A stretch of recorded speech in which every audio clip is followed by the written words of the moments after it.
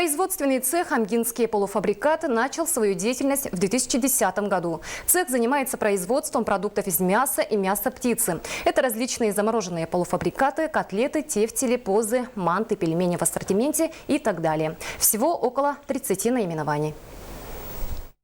В отличие от продукции конкурентов, полуфабрикаты на предприятии изготавливаются вручную из местного сырья, без каких-либо добавок, красителей и химикатов. На данный момент производственный цех работает с 5 улусами республики, а также с городом Якутск. А началось все с того, что Надежда Михайловна Николаева, ныне индивидуальный предприниматель, осталась без работы. Очень долго думала, чем буду заниматься.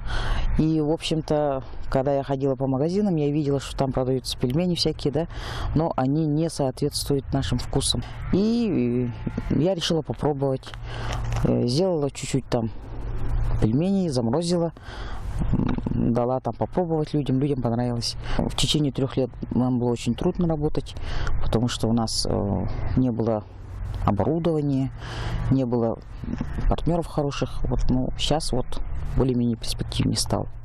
В прошлом году Надежда Михайловна получила по линии Министерства предпринимательства социальную субсидию в размере 1 миллиона рублей, которую потратила на расширение производства. Приобрели дополнительное оборудование, купили сырье, создали дополнительные рабочие места. И нынче мы хотим цех свой расширить, достроить. 5 миллионов я просила у фонда. И сейчас этот вопрос решается. Возьмем дополнительно 6 человек. И мы хотим открыть консервный завод маленький.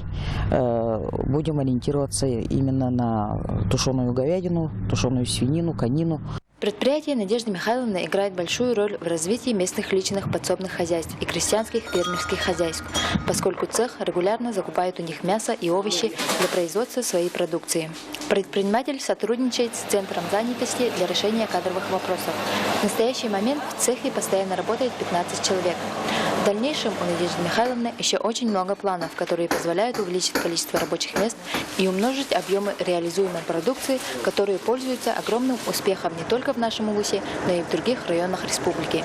Мария Иванова, Павел Пахомов, Илья Лыткин, УНК Саха, Амга.